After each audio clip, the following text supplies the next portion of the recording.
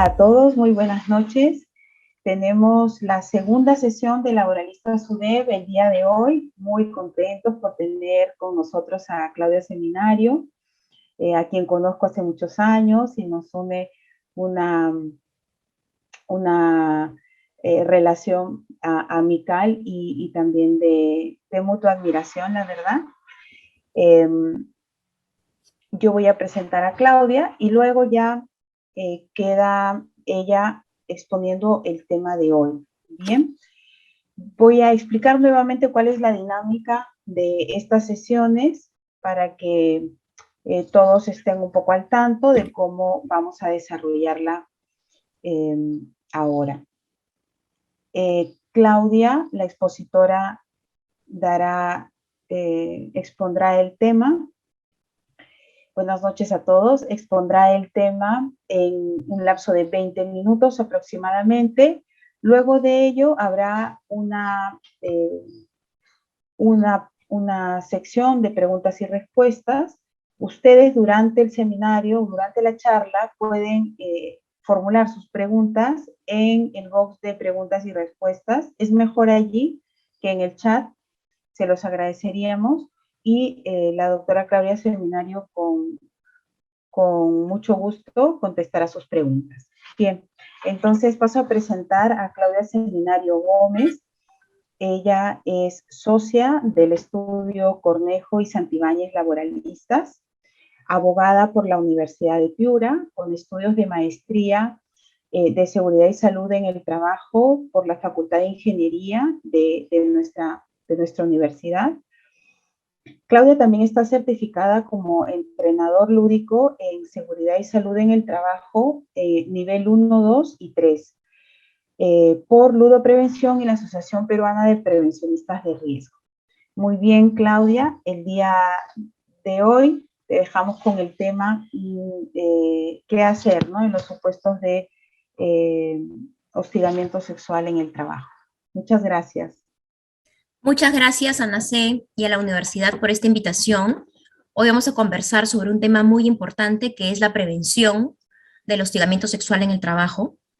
Y pues como decía en la publicidad, todo lo que necesitan saber lo voy a compartir en 20 minutos y pues espero sus preguntas, ¿no? Es un tema muy interesante. Bueno, no sé si pueden ver mi pantalla. Aquí he puesto la base legal, no los voy a aburrir, no se preocupen. Solamente quería que podamos apreciar juntos el marco normativo. Miren, esta ley se publicó en el 2003. No es antigua esta ley, ¿no? Y en el camino se ha ido modificando. Algunos, tengo que decirlo, errores se han corregido en el camino, ¿no? Al principio se establecía, pues, que el hostigamiento sexual solamente se daba en relaciones de jerarquía, se tenía que acreditar un rechazo, tenía que existir una reiterancia, y todo eso ha sido modificado en el camino, ¿no? Entonces, vamos a conversar sobre ese tema tan interesante. Y es que genera la sensación que en nuestro país, ¿no?, como en muchos países del mundo, está normalizado el hostigamiento sexual en el trabajo. Y yo les cuento que por el ejercicio de mi profesión, suelo brindar estas capacitaciones a las empresas que son nuestros clientes y pues también asesoro en el día a día, ¿no? Cuando los comités de intervención frente al hostigamiento sexual pues nos comparten sus valoraciones para ver si desde el punto de vista legal tenemos alguna sugerencia, ¿no? Entonces, me atrevo a decir de que es mi día a día asesorar en estos temas, ¿no? Entonces, hoy me quiero permitir comentarles un poco cuáles son los principales argumentos de las personas que contestan, que hacen sus descargos de esto. Y lo que me ha permitido concluir es que lo que sucede en nuestro país es que todavía existe mucho desconocimiento de este tema. La mayoría de casos que reviso, puedo advertir que ha sido sin intención. Pero como vamos a ver en estos minutos, la intención no deja, o la no intención, no deja sin efecto el hostigamiento sexual, ¿no? Entonces, he puesto la imagen de Pepe Le Pew, no para criticarlo, ha sido sancionado en Warner, ustedes bien saben, pero porque a mí me lleva mucho la reflexión ese dibujito animado, ¿no? No sé si ustedes sabrán que ese dibujo animado es de 1945, ¿no? La sociedad va evolucionando en el camino, ¿no? Hay programas que ya no se dan, en fin, ¿no? Pero sin poner en el sillón de los acusados a Pepe Le Pew, a mí lo que me lleva a la reflexión y me parece bien interesante es que, bueno, cuando era pequeña, yo tendría a justificar al zorrillito, ¿no? No, pero es que es francés, pero es que es romántico, pero es que no se ha dado cuenta que la gatita no quiere nada con él, pero es que la está cortejando, ¿no? Y pues vemos en este dibujo que la gatita no tiene voz. No sé si ustedes se dieron cuenta, quienes vieron este dibujo animado, y si no, se los comento, ¿no? No tiene voz. Pero que no tenga voz, como se ve claramente en esa imagen, ¿significa que estaba de acuerdo? No. Es evidente que no estaba de acuerdo con esos actos. Y este dibujo animado pasa también en la vida real. Lo vemos también en la vida real. Cuando brindo esta charla, y pues ahora normalmente lo hago de manera virtual, pero cuando era presencial, que de hecho a mí me gustaba mucho más, a veces las personas voy a decirlo, se atreven a participar un poquito más, ¿no? Y siempre recordaré que una vez un trabajador me dijo, doctora, esta norma es una exageración, porque el que la sigue la consigue, porque en el trabajo la gente se enamora, porque yo me casé con mi esposa, la conocí en el trabajo y yo le invitaba a salir, a comer, y siempre me rechazaba. Hasta que un día por hartazgo aceptó salir conmigo y pues resultó que tenemos una química increíble. Y finalmente salimos y nos terminamos casando. Entonces a mí esto es una exageración. Y esto es lo que realmente muy pocos se atreven a decir, pero es lo que veo que muchas personas lo perciben de manera negativa, como que ya no se puede hacer nada en la organización, que la empresa se inmiscuye en su vida privada. Y eso es justamente lo que se debe romper. Hoy vamos a centrarnos en cuál es la definición legal y en lo que todos debemos conocer, porque más allá de la educación que hayamos recibido, lo que pensemos que es normal, es importante entender los alcances, la definición legal, ¿no? Para dejar de lado lo que yo creo o me parece, y pues como siempre les digo a mis clientes cuando a veces me dicen, no, pero esta norma está mal redactada, está mal hecha, pero es lo vigente, tenemos que cumplir.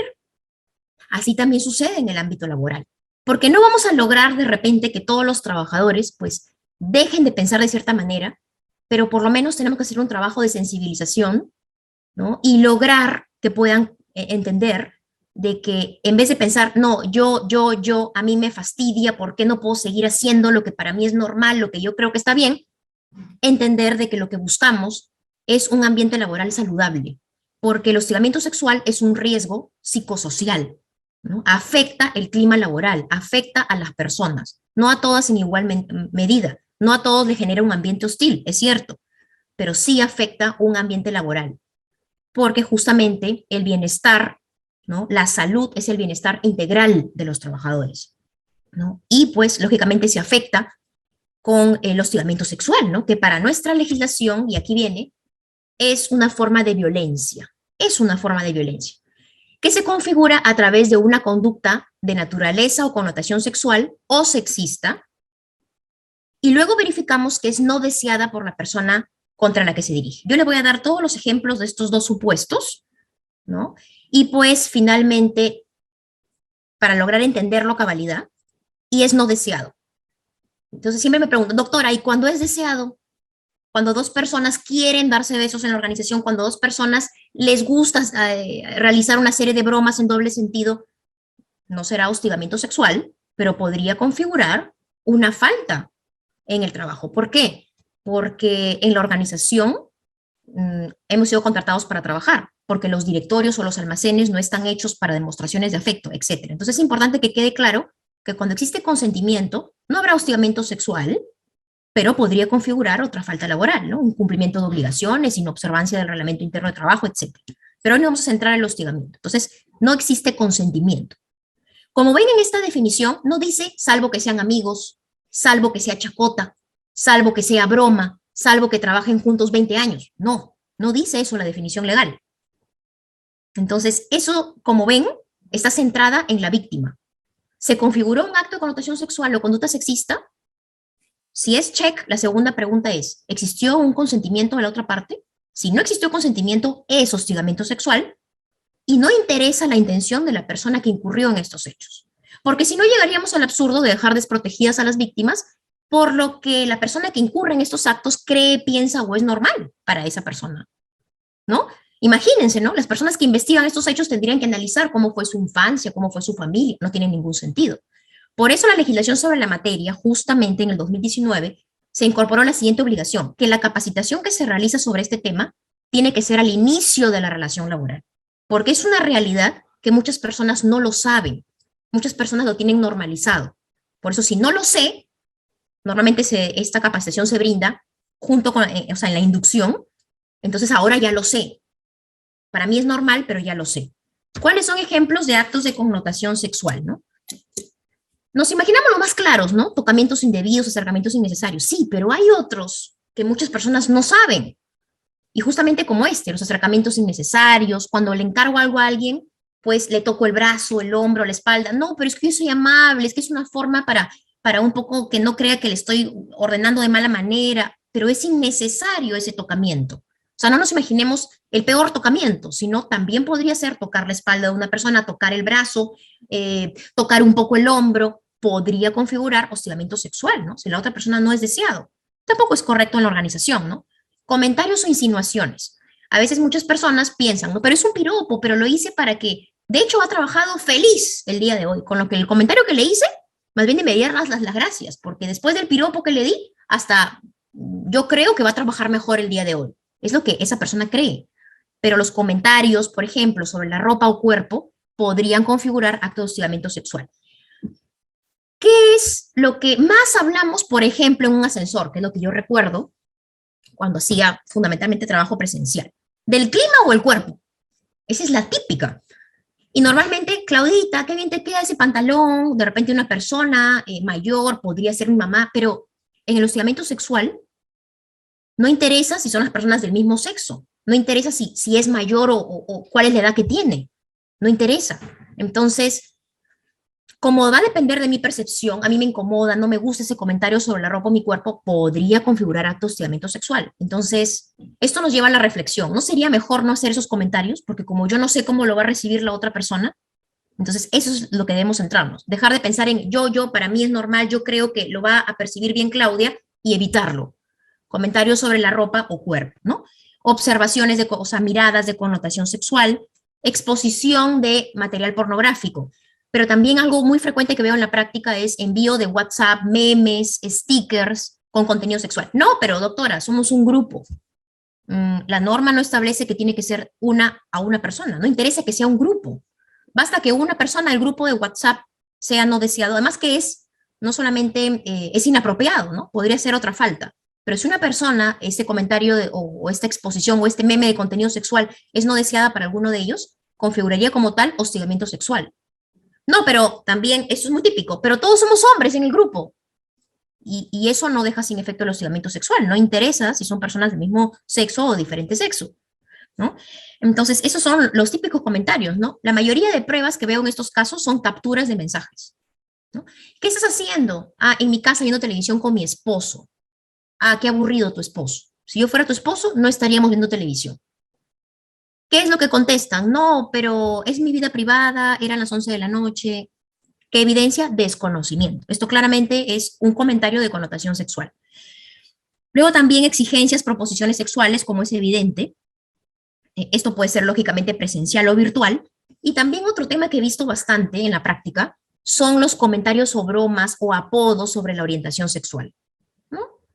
No les voy a decir ahorita los apodos, pero de verdad que sí, me causa sorpresa, ¿no? Como existen personas que no se dan cuenta de cómo un apodo de este tipo puede afectar a otra persona, ¿no? Y en un caso de este tipo, pues la persona denunció a dos y una persona lo que contesta es, no, pero yo estoy casada, pero yo no quiero nada con mi compañero, pero desde que entré en la organización todo el mundo le dice ese apodo de connotación sexual, yo no me lo inventé, yo solo lo repetí. Y eso deja sin efecto el hostigamiento sexual porque solamente lo repetiste o porque reenviaste el meme, también configurarían actos de hostigamiento sexual. Y hay un caso también particular. Si bien una invitación, por ejemplo, a almorzar, en sí no necesariamente tiene una connotación sexual, el Ministerio de Trabajo, en la guía que aprobó, establece que cuando las invitaciones, ¿no?, a salir, a almorzar, son reiteradas, a pesar de que ya se ha negado la primera oportunidad, podría configurar hostigamiento sexual. ¿Por qué? Porque es muy frecuente, por ejemplo, no llevo lonchera, invito a mi compañero a almorzar, ¿no? Porque no quiero almorzar sola. Entonces, Este tema es discutible. Tiene connotación sexual propiamente, pero el Ministerio de Trabajo dice, si mi compañero me dijo no, yo no tendría por qué insistir. Entonces, ¿qué es lo que tenemos que desterrar nuestro chip? El que la sigue, la consigue. Tenemos que desterrarlo. Tenemos que aprender a respetar. Si el otro me dice no, no debería insistir, ¿no? Bueno, entonces, estos son algunos ejemplos de actos de connotación sexual. Pero muchas personas desconocen que también es la conducta sexista. ¿Y qué es la conducta sexista? Son comportamientos que promueven o refuerzan estereotipos, atributos, roles que suponen espacios separados respecto de hombres y mujeres, ¿no? En el cual existe una subordinación de un sexo respecto del otro. Y la víctima no solamente es la mujer, sino también es un varón. Yo les cuento un caso de la vida real, algo que me pasó a mí. Hace varios años atrás fui a una reunión, ¿no?, de trabajo con mi compañero, mi colega, y pues el sector era masculino, digamos, ¿no? Entonces, las personas con las que nos reuníamos, cada vez que hablaba Claudio Seminario, nadie le tomaba importancia. Cuando mi compañero parafraseaba lo que yo había dicho, entonces ahí sí tenía importancia. Eso es un claro ejemplo de conducta sexista. ¿Qué otros ejemplos, no? No, las mujeres no deberían trabajar, ¿no? Debería estar en su casa atendiendo al marido, no sé qué hace acá. No debería estar descuidando, o está muy sensible, está en sus días, ¿no? No, lo que pasa es que es amargada porque le falta marido. Ese tipo de comportamientos también podrían calificar como conducta sexista. Y también existen muchos casos en los cuales la víctima es el varón, ¿no? Por ejemplo, habla fuerte, habla como hombre, ¿puedes cargar esto o no puedes cargarlo? No, o dejas la computadora, me escuchas, ¿ah? Porque los hombres no pueden hacer dos cosas a la vez. Ese tipo de comportamiento uno dice, pero eso es hostigamiento sexual, qué fuerte suena, ¿no? Porque de repente existe este desconocimiento de que el hostigamiento sexual justamente también se configura a través de una conducta sexista. Puede ser actos de connotación sexual o conducta sexista. Entonces tenemos que tener cuidado con esto, ¿no? ¿Cuáles son los descargos más frecuentes que veo en la práctica? Y aquí voy a aprovechar para los puntos importantes que no deben perder de vista. No soy jefe, no es hostigamiento sexual, es lo que contestan las personas normalmente, es lo que veo en la práctica. El hostigamiento sexual se da a todo nivel. Podría ser inclusive de un practicante a un jefe, ¿eh? Y es más, la mayoría de casos se dan entre personas del mismo nivel. ¿Por qué? Porque normalmente ahí existe la chacota. Entonces, no tiene que existir un caso de jerarquía. Es más, si existe, sería más grave, pero puede ser a todo nivel. No, es la primera vez. Nunca me he sancionado en el pasado. Eso no interesa. No se requiere reiterancia. Nunca me dijo nada. Yo asumí. El no consentimiento puede ser expreso o tácito, así como veíamos el dibujito de la gatita, ¿no? No tiene que decir nada para saber que no está cómoda con la situación. Entonces, ¿qué es un no consentimiento tácito? Pues con esos comentarios, esos piropos, retiro la mirada, me quedo en silencio, me alejo corporalmente, significa que no estoy de acuerdo. Eso es lo que se establece en la guía del Ministerio de Trabajo. Entonces, el no consentimiento puede ser expreso o tácito. Entonces, cuando se contesta, nunca me dijo nada, habría que ver si existió un no consentimiento tácito. Ya me perdonó. Eso no deja sin efecto el acto que se incurrió. Siempre se reía. El no consentimiento no es permanente. Yo me puedo haber reído ayer de una broma en doble sentido y no significa que al día siguiente que se incurrió en una broma en doble sentido y no me pareció y lo denuncié, no, este ya no es porque ayer te reíste. Eso no funciona así. El consentimiento se ve en cada caso, ¿no? Entonces, eso también es algo que normalmente se contesta, ¿no? Pero somos amigos, pero trabajamos juntos hace 20 años. Pero somos compañeros de trabajo. Como hemos visto en la definición legal, no dice salvo que sean amigos, salvo que tengan una relación de trabajo hace 20 años, salvo que la persona pueda ser, inclusive a tu papá o tu mamá, salvo, no existe ese salvo. Entonces sí se puede configurar inclusive entre amigos. Cada uno decide asumir los riesgos que va a tomar. ¿Qué es lo pertinente? No cometer actos de connotación sexual ni conducta sexista, en general, y tampoco en el trabajo. ¿Es nuestra vida privada? Pues legalmente, esos también contestan, ¿no? Es la vida privada, pero legalmente el empleador está obligado a investigar estos casos, ¿no? Que sean con ocasión del trabajo.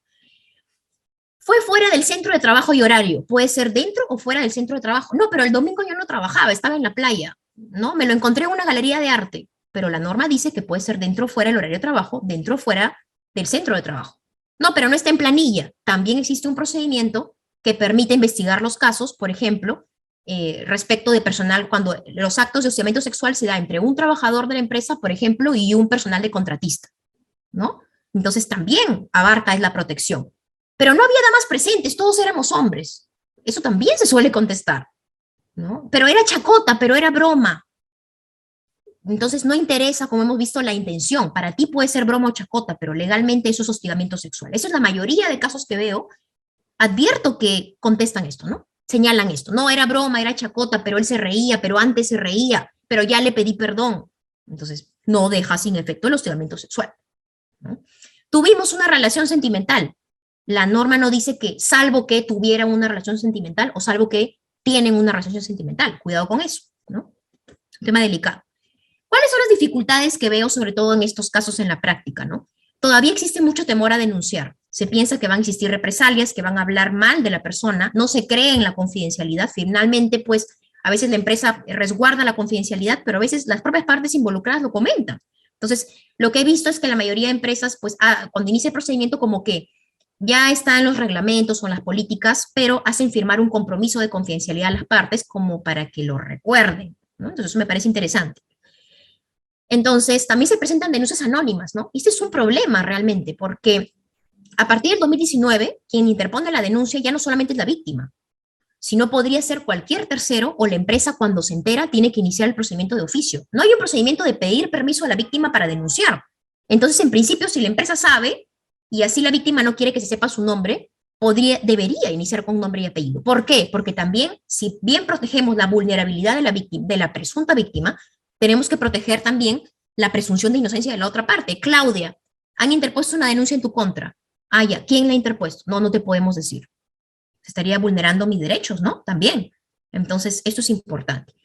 Entonces, eso es sumamente interesante, ¿no? La denuncia, pues a partir del 2019, no necesariamente le va a ser la víctima. Y pues otra dificultad, como les contaba, es la percepción negativa que se tiene de la prevención del hostigamiento sexual. Me incomoda, porque a mí me parece normal, me incomodan estas normas, ¿no? Entonces, ¿cuál es la solución? El empleador tiene que ser consciente de esta realidad y tratar de cambiar esta percepción negativa del personal. Hacer entender de que dejemos de lado lo que yo, lo que a mí me parece normal y pensar en los demás. Y entender que esto es una disposición también legal y que la finalidad es promover un ambiente laboral saludable, ¿no? También cambiar la percepción de que si denuncias va a existir una represalia. Reforzar el tema de la confidencialidad.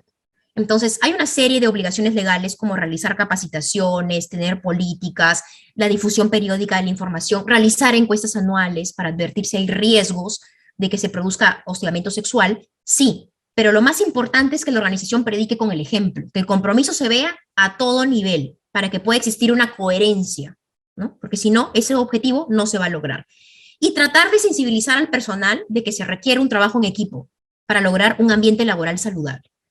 Y ahora muy cortito, porque como el afiche decía todo lo que debes saber, entonces yo no quiero dejar de lado también el procedimiento, ¿no? Entonces lo voy a decir en un par de minutos. Existen en el procedimiento de investigación y sanción hay dos etapas. La primera es de protección para la víctima, ¿no? Entonces, una vez que se recibe la denuncia, Recursos Humanos o el que hace sus veces, brinda pues canal de atención médica y psicológica a la presunta víctima. Y también cuando el denunciante es la víctima, se establece también la lectura del acta de la declaración de sus derechos, para que conozca cuáles son sus derechos en este procedimiento. Y dentro de los 3 días hábiles de recibida la denuncia, tienen que adoptarse medidas para proteger a la víctima. Por ejemplo, si la víctima trabaja, digamos, al costado de la persona que es presunta hostigadora, pues se va a establecer la reubicación temporal. O si le reporta, se va a establecer que durante mientras el procedimiento, pues no le va a reportar. Esas son las medidas de protección. Y en la segunda parte ya tenemos el procedimiento de investigación, ¿no? Entonces, Relaciones Laborales o Recursos Humanos, o el que haga sus veces, le remite la denuncia al comité. El comité es el que va a realizar, el comité de intervención frente al hostigamiento sexual, que está conformada por representantes de la parte empleadora y trabajadora. 2 representan a la empresa normalmente y 2 a la parte trabajadora, y de la parte empleadora 1 va a ser el jefe de Recursos Humanos o quien haga sus veces, es el que se encarga de la investigación. Y también va a recibir los descargos de la persona que ha sido denunciada. Va a valorar todas las pruebas, va a emitir un informe. ¿Cuánto se demora en hacer este informe? Desde que recibe la denuncia al comité, tiene 15 días calendario. Este comité funciona para las empresas que tienen 20 o más trabajadores. ¿Qué pasa con las que tienen menos de 20 trabajadores? Se nombra un delegado, ¿ya? Que va a ser elegido por los trabajadores. Bueno, entonces, el comité o el delegado lo que hace es emitir un informe. Este informe se remite a recursos humanos y recursos humanos lo traslada a ambas partes, a la parte denunciante y a la parte denunciada, para que presenten sus alegatos y lo creen pertinente. Desde que recibe el informe recursos humanos, tiene 10 días para resolver. Entonces, este es el procedimiento. Como ven, se busca la participación de los trabajadores, como a través del comité o las empresas que tienen menos de 20 trabajadores a través de su delegado. Y como ven, es un doble filtro, porque si fuera un caso diferente a hostigamiento sexual, el que decide es recursos humanos, pero en este caso hay un doble filtro, hay una participación, una recomendación del comité, que es quien investiga los hechos. Entonces es muy interesante esto. Obviamente la empresa tiene que reportar al Ministerio de Trabajo. Desde que recibe la denuncia tiene 6 días hábiles para avisar al Ministerio de Trabajo de la interposición de la denuncia. Y cuando culmine el procedimiento, desde la decisión final, tiene 6 días hábiles también para comunicarle al Ministerio de Trabajo, ¿no? Entonces, eso es importante. ¿Qué pasa si en el camino la víctima se arrepiente? El proceso tiene que continuar. No, ya no quiero denunciar. No existe un procedimiento para pedirle permiso a la víctima, ¿no? Más bien, lo que se establece a partir del 2019 expresamente es que así alguna de las partes, la parte denunciante o la parte denunciada, renuncia, cesa, el procedimiento culmina, o sea, tiene que terminar. ¿Y cómo termina? Puede ser que se archive porque no hay suficientes pruebas, porque tampoco hay indicios, porque se puede presentar una denuncia sin suficientes pruebas, pero hay indicios y se podría declarar fundada, ¿no? Y pues, por otro lado, puede ser que no existan pruebas, tampoco hay indicios, no se puede declarar fundada y finalmente pues se declara infundada. ¿Qué pasa cuando se declara fundada? Se va a determinar cuál es la sanción correspondiente, que podrá ser una amonestación, una suspensión o el despido. Si la denuncia es infundada, ¿significa que es falsa? No. Es falsa solamente cuando se acredita fehacientemente que existió mala fe. Pero si no hay suficientes pruebas, simplemente se declara infundada. Porque no necesariamente porque yo no tenga pruebas significa que estoy mintiendo. Entonces, por eso es importante tener en cuenta que no toda denuncia que se declara infundada es falsa, solamente cuando se acredita una mala fe. En conclusión, ¿cuáles son las recomendaciones? Reflexionar, porque de repente algunos de los ejemplos que les he dado, de repente todos lo tienen clarísimo, pero hay algunos ejemplos que les he dado que de repente dicen, sí, pues, ¿no? Yo no debería hacer estas bromas en doble sentido, no debería enviar estos memes porque corro un riesgo, porque no es pertinente, porque no es apropiado, pero además porque yo no sé cómo lo van a tomar mis compañeros. Entonces mejor lo voy a evitar. Cambiar ese chip, ¿no? Reemplazar la percepción negativa y entender que esto es para qué, porque todos tenemos derecho a trabajar tranquilos. Trabajamos varias horas en el día, ¿no? El trabajo es importantísimo para el desarrollo personal. Trabajamos tantas horas al día, todos tienen derecho a trabajar en un ambiente laboral saludable. Entonces dejo de lado lo que yo creo que es normal y pues lo reemplazo por, está bien, voy a evitar hacer esto, porque quiero promover a un ambiente laboral saludable. No quiero que nadie se incomode con mis comentarios y mis acciones, ¿no?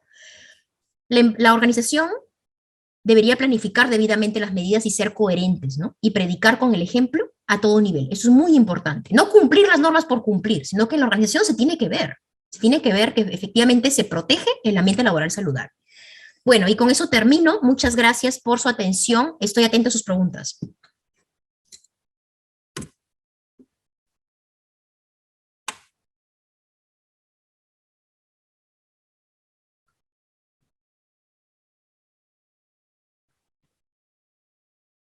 Ana C., el micro está apagado.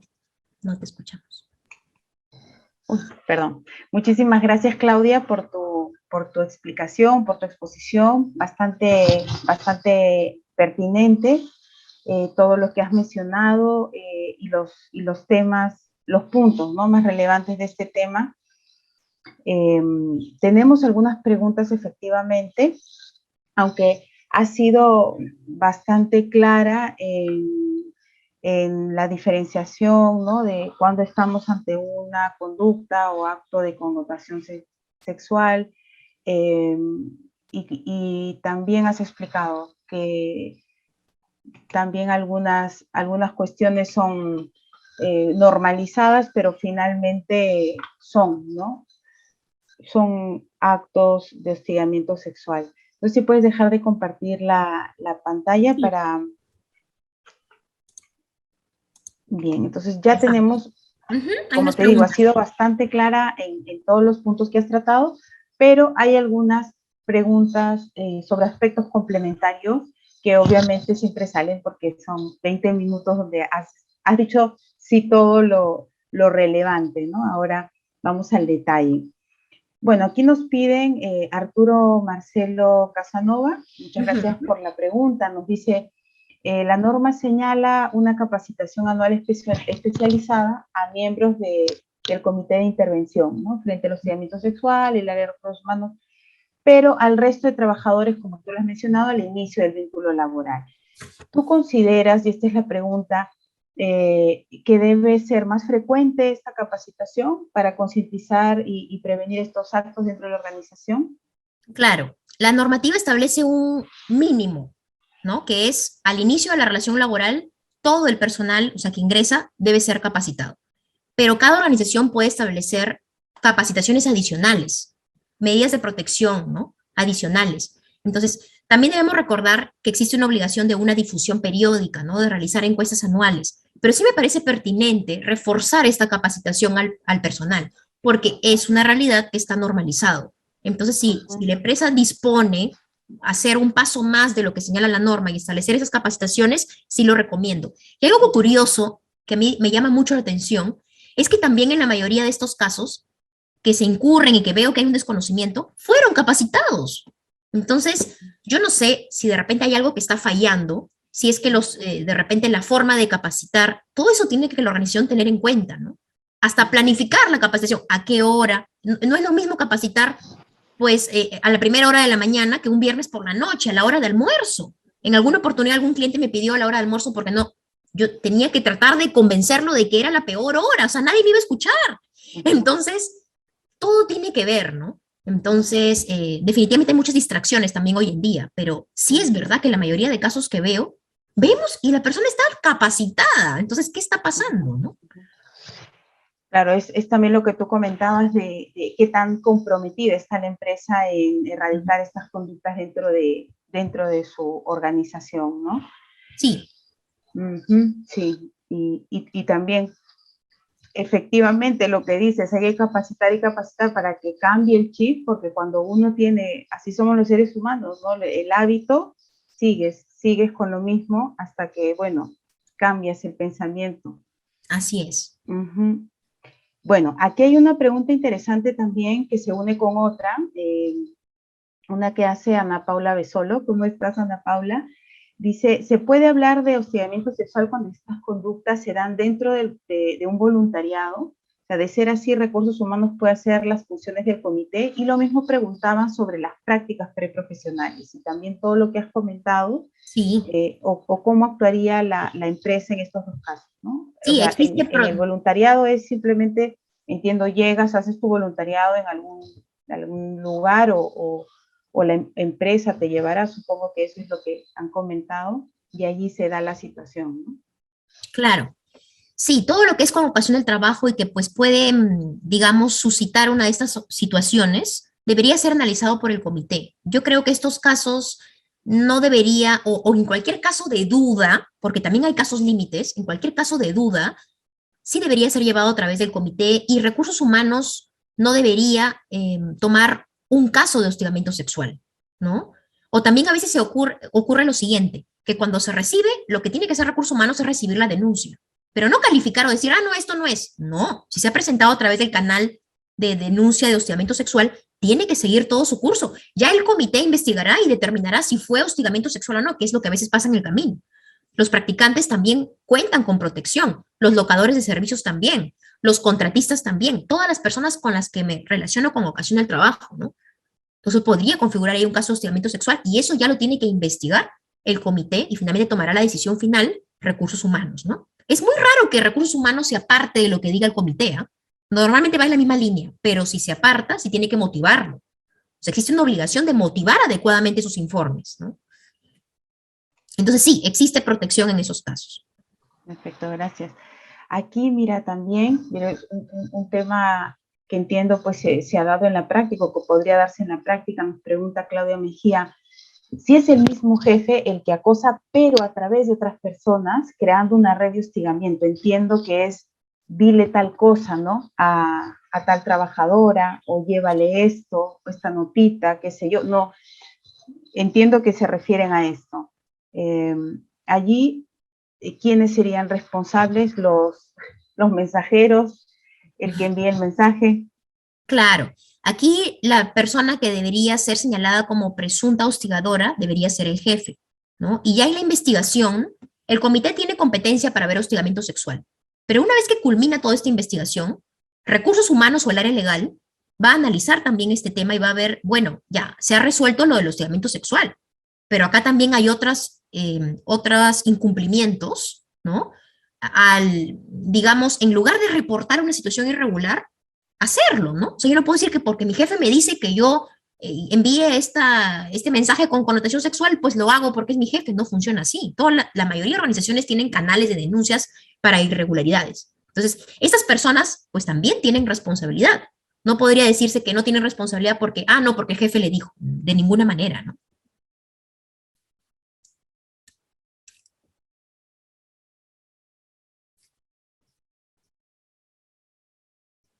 ¿No te escucha? Listo, ya estoy. A ver,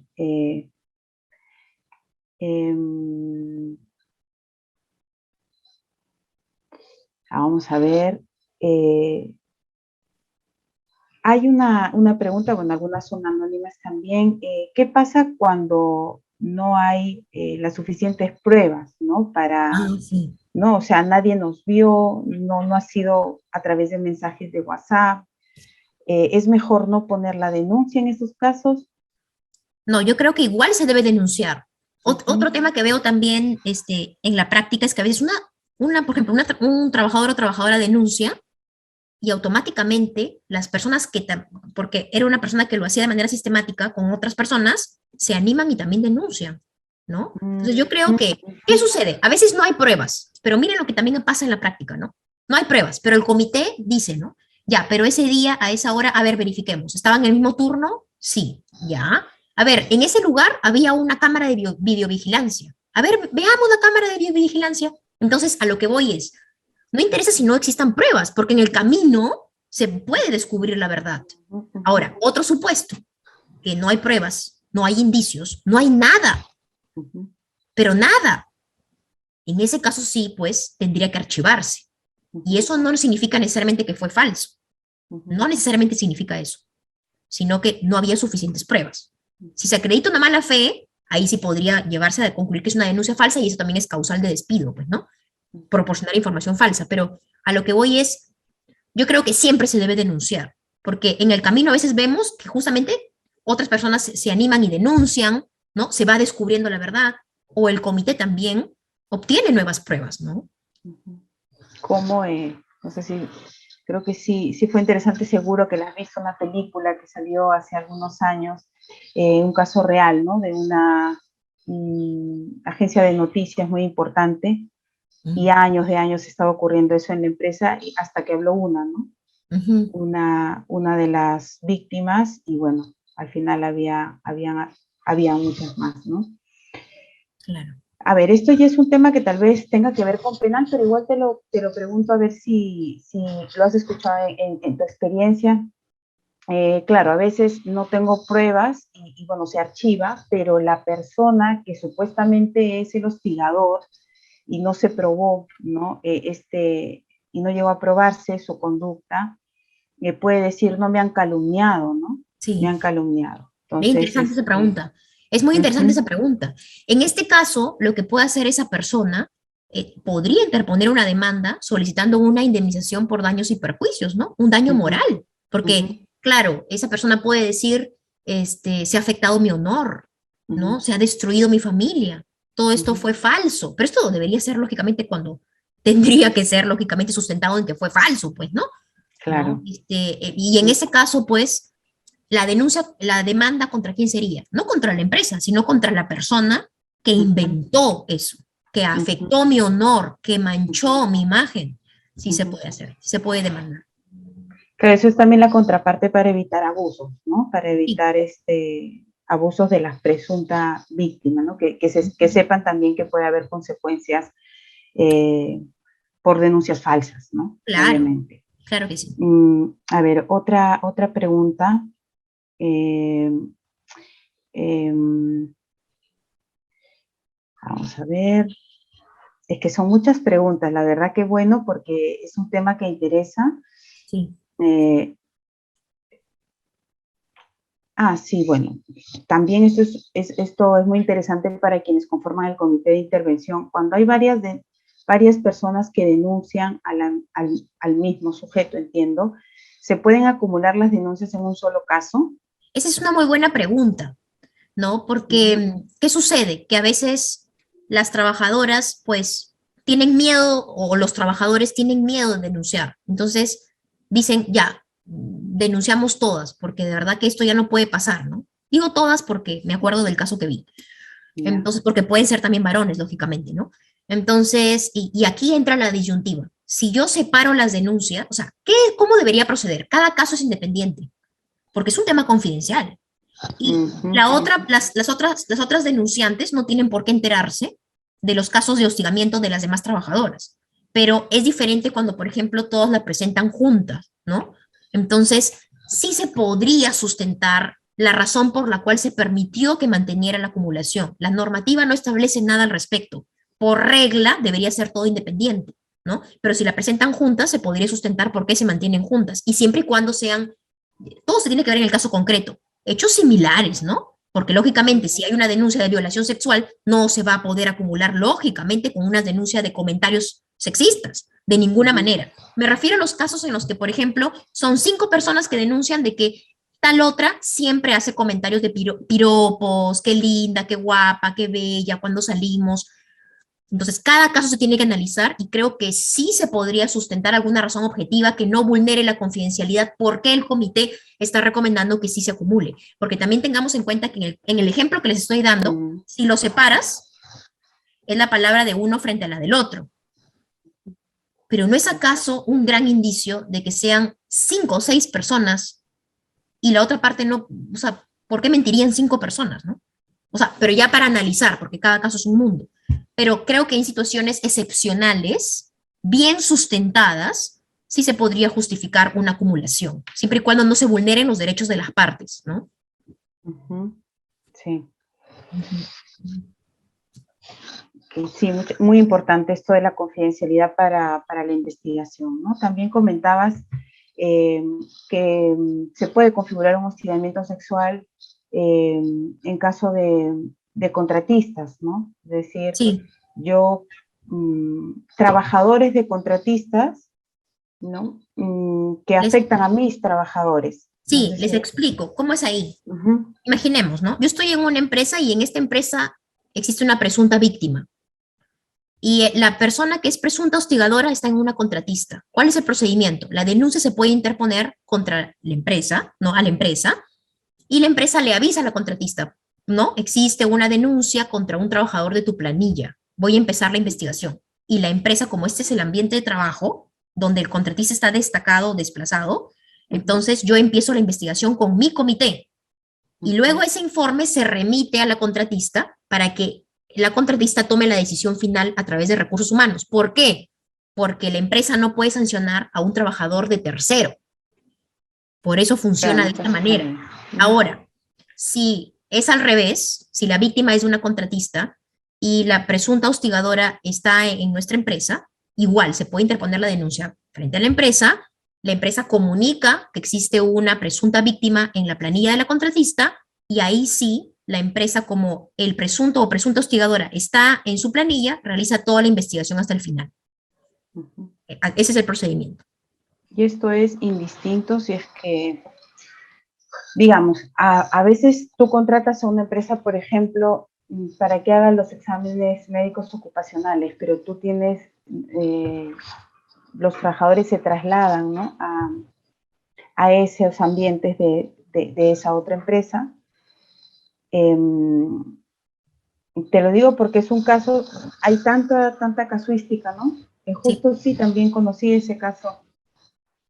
Trabajadoras, bueno, ocurrió con mujeres, trabajadoras que fueron a esa clínica a hacer sus exámenes ocupacionales y 3 o 2, me parece, denuncian o tocamientos indebidos de un médico, ¿no?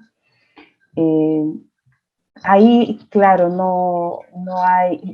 no es que haya una subcontrata o digamos una intermediación o una tercerización como la Claro, conocemos o un propiamente, ¿no? cliente, o un cliente. Ujú. Entonces, el comité, digamos, en este caso, ese caso debería, así no sea propiamente encaje en la figura legal, debería verlo el comité, porque igual se van a adoptar medidas de protección. Por ejemplo, ¿no? En este caso que me cuentas, eh, o una vez también vi el tema de en un hotel, ¿no? La persona que trabaja en el bar y un cliente que estaba en copas, ¿no? Incurren, entonces ahí, ¿quién será el cliente? ¿Cómo? O sea, no tengo cómo llegar a él. Entonces el comité avanza y recomienda hasta lo que puede. Y finalmente recursos humanos también. Pero es importante que se siga igual el procedimiento, ¿no? A pesar de estas limitaciones, que no sé quién es, etcétera, porque puedo ver el video, etcétera, y pueden resultar recomendaciones como, por ejemplo, mira, deberíamos tener un procedimiento para que cuando ocurran esas situaciones, la trabajadora o el trabajador sepa que puede llamar a seguridad patrimonial para que verifique, o sea, van a salir una serie de recomendaciones. Entonces, yo aconsejaría que en esos casos también sea revisado en el comité, ¿no? Sí, efectivamente, y es precisamente uno de los supuestos que no encaja totalmente en la norma, porque la norma está prevista para que el empleador en algún momento, si se llega a comprobar, sancione, ¿no? Sí. Al victimario, digamos, ¿no? Ahora también, Ana, sé qué pasa si renuncia, ¿no? Si renuncia la presunta o presunta hostigador, hostigadora. Si Uh -huh. renuncia, ¿no tiene derecho a que efectúe sus descargos así ya no sea mi trabajador? Yo creo que sí, porque el procedimiento continúa y seguimos mencionando a Claudia Seminario como presunta hostigadora. Entonces, la norma no regula eso, pero cuando me ha tocado ver estos casos, le he sugerido a mi cliente, oye, envíale una carta notarial o remite, dale la posibilidad a que presente sus alegatos, a que presente sus descargos, porque nosotros vamos a seguir hablando de Claudia Seminario hasta el final. Entonces, tiene derecho a defenderse, Sí. ¿no? Entonces, eso no lo establece la norma, pero es algo lógico, ¿no? El derecho de defensa es importantísimo, porque además, ya cuando se llega a comprobar, imaginando que se llega a comprobar también que ha habido una conducta, eh, digamos, ilícita, un hostigamiento sexual, la víctima, además, porque las acciones las toma la empresa y hasta pueden despedir, ¿no? A la persona que cometió la conducta, pero la víctima luego sí, también como tú comentabas, al revés, ¿no? La víctima sí podría interponer demandas adicionales para indemnización por daños, ¿no? O incluso alguna denuncia penal, Sí, correcto. Es más, aunque ya hayan despedido al trabajador. correcto. Y es más, algo quería comentar con lo que has dicho que es bien importante mencionarles. Cuando durante la investigación se advierten indicios de comisión de delito de acoso, la organización está obligada a interponer la denuncia penal. Está obligada. Entonces, no todo hostigamiento sexual es delito de acoso, ¿no? Un comentario sexista no es indicio de delito, pero un tocamiento indebido sí, ¿no? Una Entonces, violación, ya eso ya es exacto, eso es una figura. importante tener en cuenta, ¿no? Aquí dice, buenas noches, doctora, ¿no? Un asistente anónimo. La excesiva amabilidad por parte del jefe, llámese atención consecutiva, cumplido sobre mi capacidad de manera reiterativa, ¿podría configurar hostigamiento? Claro, es que ahí, claro, tendríamos que ver qué cumplidos, qué es lo que se dice, ¿no? Si de repente hay algún tema de su apariencia física, ¿no? Un comentario de su apariencia física, o de repente hay acercamientos innecesarios, tendría que analizarse y finalmente se puede determinar, podría ser, ¿no? Podría ser. Y como siempre digo, cuando es un jefe, es más grave, porque es la persona que debería dar ejemplo en la organización de un trato respetuoso. Porque a veces también he visto, ¿no? El jefe dice, no, pero lo hago para integrar a la gente. No, el jefe tiene que dar buen ejemplo. Es la primera persona que debe promover un ambiente respetuoso. Sí. Sí, yo por cómo ha escrito esta asistente a la charla, ya se siente incómoda o incómodo con esta situación, ¿no? Entonces Pero, habría que ver si hace lo mismo con otras trabajadoras y como tú dices, ¿no? ¿Cuál Pero es el mire, más que contenido del nada, más comentario? que con otras trabajadoras, más que nada, o sea, analizar el contenido de El eso, contenido. ¿no? O sea, ¿qué me está Ujú, diciendo? A ver, ¿hay algo de connotación sexual? ¿Está hablando algo de qué linda, qué guapa? Porque si es qué linda, qué guapa eres, tienes novio, obviamente eso es hostigamiento sexual, ujú, ¿no? O otra cosa sería, Claudia, muy bien, has hecho excelente tu trabajo. Eso no es connotación sexual. Entonces, es ujú. importante analizar qué es lo que se dice, ¿no?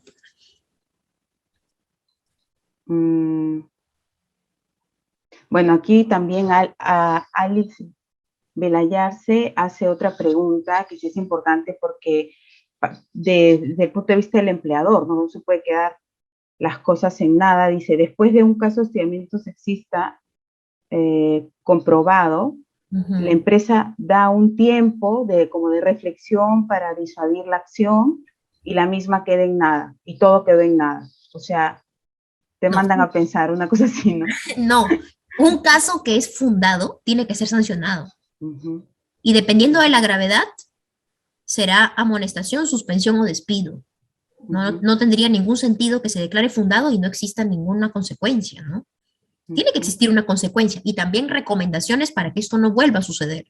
Uh -huh. Catherine, por lo que le entiendo, Catherine Yubin, es bien, también interesante por el tema de las pruebas, ¿no? Ella Sí, considera que si no se tiene pruebas, no lo pone como pregunta, entiendo que es una afirmación suya, puede considerarse como tal prueba, la sola declaración de la víctima según la norma. A ver, sí, no. claro. A ver, como les decía hace un momento, si tú no tienes pruebas, yo les recomiendo que denuncien. ¿Por qué? Porque en el camino, como les decía, por ejemplo, ¿no? El comité dice, ah, ya, veamos la cámara de video y se advierte que es verdad lo que está diciendo. Entonces, no tengo pruebas, pero de repente en la investigación surgen se dan las pruebas, ¿no? Aparecen las pruebas. Entonces, es importante denunciar. Ahora, ¿qué sucede? También pasa, ¿no? No hay pruebas, pero al momento que contestan los descargos, que también pasa, porque como hay mucho desconocimiento, no, sí, pero fue broma, ya lo reconoció, no había Con la boca pruebas, me el pulso. pero en el propio descargo ya quedó acreditado. Eso a mí pasa mucho en la práctica. No hay pruebas, pero contesta, no, pero ya le pedí perdón, pero esta es la última vez, yo no tengo ninguna sanción hace 20 años. O sea, y ahí, señor, tenemos que contestar, ¿no? En este caso, en los descargos, si bien tenemos la declaración de la parte denunciante, en los propio tenor de los descargos de la parte denunciada, está reconociendo que los hechos ocurrieron. Cabe aclarar que la no intención no deja sin efecto el hostigamiento sexual, así como tampoco si pidió disculpas, si ya lo perdonó, etcétera. ¿No? Eso tenemos que aclarar en el informe. Sí, perfecto. O sea, siempre la recomendación es Ese denunciar. denuncie, claro que sí, claro que sí. Luego, Francesca Salazar, Ujú. y bueno, la verdad, Claudia, te agradezco muchísimo la gentileza que has tenido en responder tantas preguntas. Yo creo que con esta cerramos, porque además ya es la última, las demás son muy parecidas. Dice, por tu experiencia, me parece interesante lo que pregunta, ¿no? Por tu experiencia, ¿has visto un incremento de casos de hostigamiento sexual en varones, ya sea por parte de mujeres o también de varones, ¿no? Hacia varones. Gracias, te dice Sí, Francesca. miren, estos casos, como les digo, que están normalizados, existen, se dan en la vida real. ¿Qué sucede? Que muchas veces no se denuncian, ¿no? Porque uno tiene miedo que van a decir mis amigos, pasa también en la vida real. Este año he visto dos casos cuya víctima es un varón. Dos casos. Uno, que el jefe en el grupo, con 5 personas, todo enviaba con connotación sexual, pero muy, o sea, ya era totalmente inapropiado. Stickers de connotación sexual. Y una de esas personas del grupo denunció. Ese es el primer caso que he visto, o sea, este año de varones, porque sí es verdad, estadísticamente, no sé si porque se denuncia más o no lo sé, la mayoría de casos las víctimas son damas, es la verdad, ¿no? Pero casos de varones también se dan y poco a poco ya se empiezan a denunciar, ¿no? El segundo caso que he visto este año, el apodo. A un trabajador en el vestidor le decían un apodo. ¿Qué es lo que contesta? Debería sancionar a toda la empresa porque todo el mundo lo molesta con ese apodo. Todo el mundo le dice así. Entonces, además, se reía antes. Entonces, pasa en la vida real, esas chacotas entre varones también se dan. Y muchas veces se asume que es broma, que somos hombres y no pasa nada. La víctima puede ser, o puede ser mujer o puede ser hombre. Y en este caso, el trabajador, harto de la situación, denunció. También en el caso lo que vi es de que existían capturas como que el trabajador decía, perdóname que he estado distante, o sea, como que él quería encajar. Todo eso hay que analizar en un caso como este. Entonces, por eso los otros trabajadores decían, ¿ya ves cómo me pidió disculpas de que estaba? Entonces eso quiere decir que todo está bien. No, que te haya perdonado o que se sienta aislado, ¿no? No significa que quedó sin efecto que dijiste esos apodos de connotación sobre su orientación sexual. Entonces, eso me parece que sucede, ¿no? El año pasado también vi de otro apodo también a un varón sobre su orientación sexual, ¿no? Entonces, eso es lo que he visto normalmente cuando la víctima es un varón, ¿no? Ese tipo de comentarios. Muchas gracias, Claudia. Bueno, aquí te están felicitando, por supuesto, por la exposición, por los Muchas casos gracias. que has presentado. Yo creo que en este tema concreto, donde hay tanta normalización de conductas, actitudes y lo que comentas tú ahora, ¿no? Enviar imágenes, o sea, no tienes que tú ser expresamente, no tiene que estar dirigido expresamente a ti, pero ya configura lo que tú muy bien has explicado, ¿no? Una conducta o actos, ¿no? De connotación sexual. Creo que si nos tenemos que quedar con algo en esta charla es esta claridad con la que has explicado toda la gama, ¿no? de actos, de posibles conductas de connotación sexual, ¿no? Que a veces se normalizan mucho, ¿no? Sí. Muchísimas gracias, Gracias a ustedes. Claudia, por la exposición. Si quieres, te doy el micro para que des tus palabras finales y ya nos despedimos. Sí, muchas gracias por la invitación. De hecho, es un tema interesante. Podríamos conversar muchas horas más porque preguntas seguramente van a existir. Pero bueno, espero que haber aportado en esta reflexión de un tema tan importante y pues poner el granito de arena para la prevención, ¿no? Es momento de cambiar el chip, ¿no? Y pensar en qué es tan importante contribuir a que en nuestra organización exista un ambiente laboral saludable, ¿no? Pensar en los demás y dejar de pensar lo que para mí es normal. Entonces, esa es la reflexión que me quedaría y que espero que ustedes también puedan haber pensado de repente, uy, yo hacía esto, ¿no? Mejor no lo voy a hacer. Ya con eso contribuimos bastante a nuestra sociedad. Muchas gracias por su atención.